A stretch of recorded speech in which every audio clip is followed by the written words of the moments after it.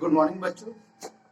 आज हम अध्याय 4 समीकरण प्रश्नावली 4.2 के प्रश्नों को हल करना सीखेंगे, जो हमारे दैनिक जीवन से संबंधित प्रश्न हैं और इन प्रश्नों को हम समीकरण के माध्यम से ही हल कर सकते हैं। इन प्रश्नों को ऐसे जो प्रश्न होते हैं जो दैनिक जीवन से संबंधित होते हैं या जिनको इंग्लिश में जो बच्चे होते हैं उनको वर्ड प्रॉब्लम बोलते हैं, तो यहाँ पर जो सभी प्रश्न रहता है उन प्रश्नों को बहुत ध्यान से पढ़ना पड़ता है और ध्यान से पढ़ने के बाद हम वहाँ पर कुछ शर्त दिया रहता है, उस शर्त के आधार पर हम एक समीकरण बनाते हैं।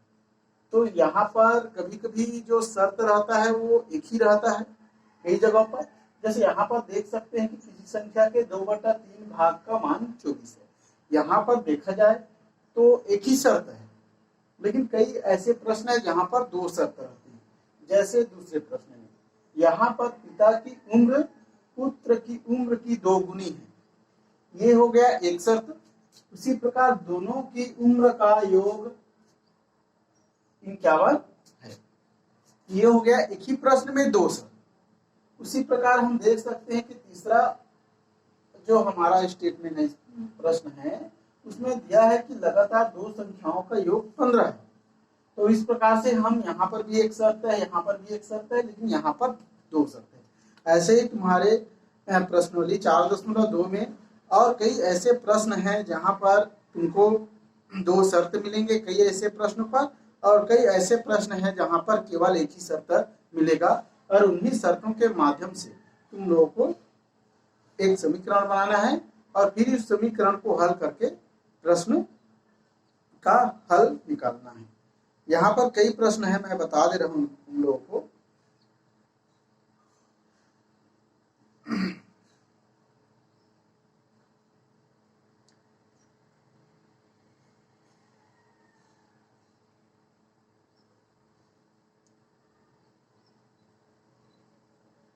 जहां तक है यहाँ पर केवल कई ऐसे प्रश्न है जहां पर केवल एक ही शर्त दिया हुआ है। जैसे यहाँ पर दिया है किसी आयत की लंबाई चौड़ाई से अधिक है, ये 5वां प्रश्न है। यदि आयत का परिमाप 30 सेंटीमीटर हो तो आयत की लंबाई और चौड़ाई ज्ञात कीजिए। यहाँ पर एक और शर्त दिया है कि आयत का जो परिमाप है वो 30 सेंटीमीटर होना चाहिए।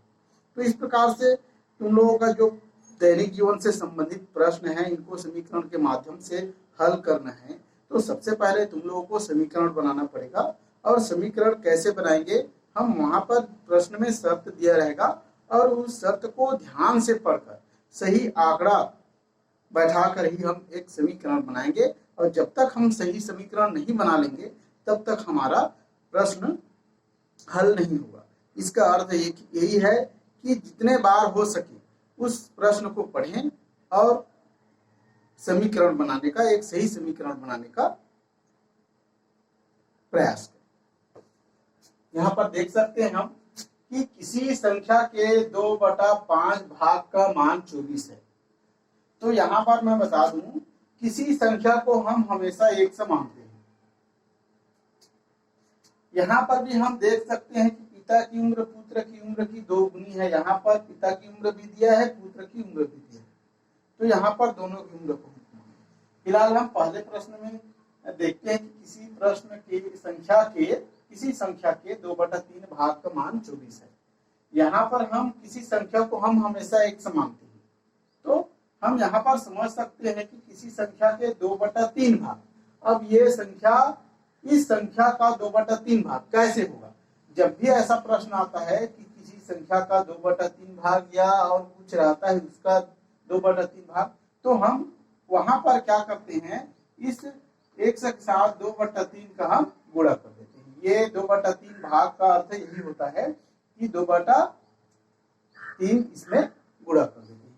अब ये जो पूरी संख्या, जो नई संख्या बनी, ये क्या है, जो मूल संख्या है हमारे पास x, जो संख्या जिसको हमने x माने हैं, उसका यहाँ क्या हो गया, 2/3 भाग हो गया।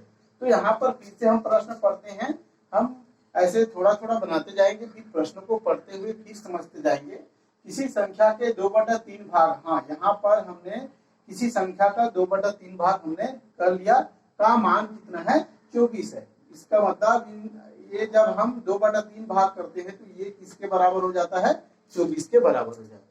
तो इस प्रकार से तुम ये समीकरण एक प्रकार से समीकरण बन गया, ठीक, इस प्रकार से होना। उसी प्रकार पिता की उम्र पुत्र की उम्र की दोगुनी, बहुत सावधानी से पढ़ना है यहाँ पर। पिता की उम्र पुत्र की उम्र की दोगुनी है, एक स्टेटमेंट हो गया। हम किसी को भी सबसे पहले, किसी भी स्टेटमेंट को सबसे पहले हम उपयोग कर सकते हैं। दूसरा है दोनों की उम्र का योग 51 है। हमको इसमें से जो सरल लगे पहले वही, दोनों की उम्र का योग 51 है, हम इसी को ले लेते हैं पहले। दोनों की उम्र का योग 51 है। हम यदि एक का उम्र, पिता का उम्र जो है 1 से मानते हैं, ठीक, इसका मतलब क्योंकि दोनों का उम्र 51 है, यदि हम इस 1 को पिता की उम्र को 51 में यदि हम माइनस कर देंगे तो वो क्या बचेगा, वो पुत्र की उम्र बचेगा। क्यों बचेगा, क्योंकि ये जो 51 है यह दोनों के ही उम्रों का योग है। इसलिए यदि हमने पिता की उम्र को 1 से माना है तो यदि हम उस 1 को यदि 51 में हम माइनस कर देते हैं, घटा देते हैं, तो वो क्या हो जाएगा, पुत्र की आयु हो जाएगा, पुत्र की आयु। इसलिए हम 51 ऋण 51 ये इस प्रकार से हमको प्राप्त हुआ, इनके ये उम्र है। इसी प्रकार अब दूसरा स्टेटमेंट का हम उपयोग करेंगे कि पिता की उम्र पुत्र की उम्र की 2 गुनी है। दूसरा स्टेटमेंट हम यहाँ पर उसका उपयोग करेंगे। ऐसे ही है कि जहां पर 2 स्टेटमेंट या 2 शर्त दिए रहेंगे, वहां पर हमको कोई भी एक शर्त को लेकर हम उनका जो अज्ञात राशियां हैं, पिता जैसे पुत्र की उम्र है, दोनों का को हम निकाल लेंगे, क्योंकि दोनों का ही पूछा जाएगा। तो उस प्रकार से हम कर सकते हैं। अब दूसरा स्टेटमेंट कहता है कि पिता की उम्र पुत्र की उम्र की 2 गुनी है। हम सबसे पहले इनको हम दोनों को इक्वल कर देते हैं, ऐसे ही करना पड़ता है, अलग से और नहीं निकालना है। इसको सीधे सीधे हम समीकरण में इनको डालना पड़ेगा।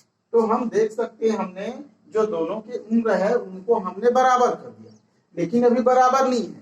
क्यों नहीं है, क्योंकि वो तो संभव ही नहीं है कि पिता और पुत्र की उम्र क्या होगा, बराबर होगा, ऐसा तो संभव ही नहीं है। इसलिए हम यहाँ पर देखेंगे कि पिता की उम्र पुत्र की उम्र की 2 गुनी है। इसका मतलब पिता का जो उम्र है वह पुत्र की उम्र की 2 गुनी है, ये ज्यादा है, 2 गुना है पिता को। तो ये बराबर कब होगा, जब हम पुत्र के उम्र को भी 2 गुना कर दें। इसलिए हम यहाँ पर 2 का गुणा हम पुत्र के उम्र में करेंगे। अब ये जाके दोनों आपस में बराबर हुआ, इस प्रकार से। तो यहाँ पर हम देख सकते हैं, एक बार और पढ़ के बता देते हैं ताकि तुम लोग क्लियरली समझ में आ जाए कि यहाँ पर एक स्टेटमेंट है, 2 शर्त दिया हुआ है, जिसके अंतर्गत पिता की उम्र पुत्र की उम्र की 2 गुनी है, दोनों की उम्र का योग 51 है। हमने दूसरे शर्त को पहले लिया और इनसे हमने पिता और पुत्र की उम्र का अंदाजा लगाया है। दोनों की उम्र चूंकि 51 है, हम यदि पिता की उम्र को 1 से मानते हैं तो निश्चित रूप से पुत्र का जो आयु होगा, पुत्र की आयु होगा या उम्र होगा, वो 51 ऋण 1 से होगा। क्यों होगा, क्योंकि हमने पिता के उम्र को उस योग में हमने घटा दिया है, वहां से निकाल दिया है। इसका मतलब यहाँ पर केवल पुत्र की आयु बचेगा, इसलिए पुत्र का उम्र हो जाएगा 51 ऋण 1। दूसरा शर्त है कि पिता की उम्र पुत्र की उम्र की 2 गुनी। तो जब हम ऐसे प्राप्त कर लेते हैं पहले शर्त से, तो हम उनको हम बराबर कर देते हैं, ऐसे दोनों साइड। उसके बाद हम शर्त पढ़ते हैं कि पिता की उम्र पुत्र की उम्र की 2 गुनी है, इसलिए हम ये 2 गुनी है इससे। अभी तो ये तो 2 नहीं था, यहां से ये कभी बराबर नहीं हो सकते, क्योंकि ये पिता की उम्र है और ये पुत्र की। क्यों नहीं हो सकते, क्योंकि पिता की उम्र हमेशा ज्यादा ही रहेगी, तो दोनों बराबर ही। यहाँ पर कहा गया है कि पिता का ये जो उम्र है वो 2 गुनी ज्यादा इससे, तो हम उस 2 को इसके साथ गुणा कर देते हैं तो ये भी 2 गुनी हो जाएगी। इस स्थिति में ये दोनों आपस में क्या हो जाएंगे, बराबर हो जाएंगे और ये हमारा एक समीकरण बनता है। जैसे यहाँ पर हमारा समीकरण इस प्रकार से हमको ऐसे ही प्रश्नों को पढ़ना है, समझना है, क्या करना है उनको देखना है। इसी प्रकार तीसरा हमारा प्रश्न है, लगातार 2 संख्याओं का योग 15 है। लगातार 2 संख्याओं का योग, लगातार 2 संख्याएं कैसी हो सकती है, या तो 4 5 हो सकती है, 5 6 हो सकती है, 10 11 हो सकती है, 12 13 हो सकती है, तो ये लगातार हो सकती है। तो हम पहली संख्या जो होती है, पहली संख्या होगी ऐसे प्रश्नों में, पहली संख्या को हम हमेशा क्या मानेंगे, एक से मानेंगे। तो दूसरी संख्या हमेशा एक ज्यादा होती है, इसका मतलब दूसरी संख्या पहली संख्या में हम एक जोड़ दें, ये क्या हो जाएगा, दूसरी संख्या हो जाएगा, ये हो जाएगा दूसरी संख्या। तो ऐसे ही कई प्रश्न दिए रहते हैं जिसमें लगातार संख्याओं का योग इतना है कि तो उनको हमको ऐसे ही मानना है कि पहली संख्या x और दूसरी संख्या x धन 1। ये x धन 1 इसीलिए होता है क्योंकि ये पहली संख्या यदि हमने x मान लिया तो दूसरी संख्या बिल्कुल इससे एक ज्यादा होगा, एक ज्यादा होगा, इसका मतलब हम दूसरी संख्या को x धन 1 मानेंगे। और उसके बाद फिर हम स्टेटमेंट पढ़ते हैं, शर्त पढ़ते हैं कि लगातार 2 संख्याओं का योग 15 है, इसका मतलब ये पहली संख्या हो गया और ये दूसरी संख्या हो गया, और इन दोनों का जब हम योग करते हैं ये किसके बराबर होता है, 15 के बराबर। तो ये एक हमारे पास समीकरण बन गया, जिस समीकरण के माध्यम से हमको आगे हल करना है और पहली संख्या और दूसरी संख्या को यहाँ पर निकालेंगे, पिता और पुत्र की उम्र को भी यहाँ पर निकालेंगे। उसी प्रकार यहाँ पर जो संख्या दिया हुआ है उन संख्या को भी हम इस समीकरण के माध्यम से ही निकालेंगे। ये इन संख्याओं का पिता या पुत्र की उम्र हो गया या 2 लगातार संख्याएं हैं, इनका जो उत्तर है जब तक नहीं आएगा जब तक कि आप एक समीकरण सही समीकरण नहीं बना लोगे। यहाँ पर भी और बहुत सारे प्रश्न हैं जिनको पढ़ के इनको बना सकते हो। समीकरण बनाना बहुत जरूरी होता है। यहाँ पर चौथा प्रश्न मैं पढ़ रहा हूं, वह संख्या ज्ञात कीजिए जिसमें 4 का गुणा करने पर प्राप्त संख्या उस संख्या से 42 अधिक हो जाता है। हमने वह संख्या तो 1 से मान लेंगे।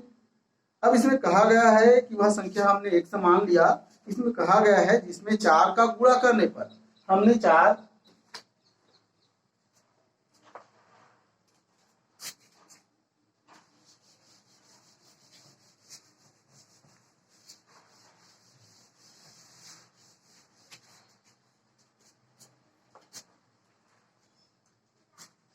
यहाँ पर चौथा प्रश्न, वह संख्या ज्ञात कीजिए, हमने वह संख्या को मान लो 1 से मान लिया। अब इसमें कहा गया है यह वह संख्या है, मूल संख्या है जिसको हमको ज्ञात करना है। अब कहा गया है जिसमें 4 का गुणा करने पर हम 1 में 4 का गुणा करेंगे, क्योंकि जैसा कहा गया है वैसा करते जाएंगे। जब हम इसमें 4 का गुणा करते हैं तो एक नई संख्या प्राप्त होती है, ये मूल संख्या है, और मूल संख्या में हमने 4 का गुणा किया तो हमको एक नई संख्या प्राप्त होती है। यह जो संख्या है, जो प्राप्त संख्या है, उस संख्या से 42 अधिक हो जाता है। तो वह संख्या कौन है, वह संख्या यह है। इसमें हमने 4 का गुणा किया तो यह एक नया संख्या प्राप्त हुआ, और यह संख्या जो है, जो पूर्व संख्या है उससे कितना 42 अधिक हो जाता है। इसका मतलब ये पूर्व संख्या है ना।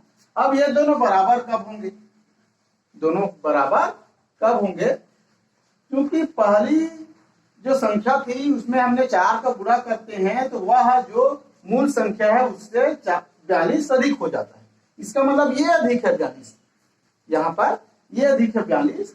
तो हम क्या करेंगे, दोनों बराबर कब होंगे, तो दोनों बराबर तब होंगे जब हम इसमें भी 42 अधिक। इस प्रकार से कई प्रश्न हैं जिनको शर्तों के माध्यम से एक समीकरण बनाना है। यहाँ पर तुम लोगों ने एक समीकरण बना लिए। इस प्रकार से अभी समीकरण को हम हल करेंगे। तो हमेशा जो प्रश्न दिया रहता है, जो शर्त दिया रहता है, उसको ध्यान से पढ़ना है और जैसा जैसा करना है। मेरे ख्याल से यही पर समस्या आएगा कि यहाँ पर कहा गया है कि उस संख्या में 4 का गुणा करने पर प्राप्त जो संख्या है, नई संख्या, वह उस संख्या से 42 अधिक हो जाता है। तो हम 42 को किसमें जोड़े? यहाँ पर यह संख्या 42 अधिक हो जाता है जो पहली वाली संख्या से। तो हम दोनों को तो पहले बराबर के रूप में लिख देंगे, क्योंकि यह 42 अधिक है, इसलिए हम 42 का जोड़ देंगे हम इधर 42 को एक से, ताकि ये भी 42 अधिक हो जाए। और जब ये भी 42 एक्स्ट्रा हो जाता है तो दोनों आपस में क्या हो जाते हैं? बराबर हो जाते हैं। यही समीकरण हमको प्राप्त करना पड़ेगा और इन्हीं समीकरणों को हमको आगे हल करेंगे और हल हो जाएगा। जब तक ये समीकरण सही नहीं बनेगा तब तक तुम प्रश्नों को सही उत्तर प्राप्त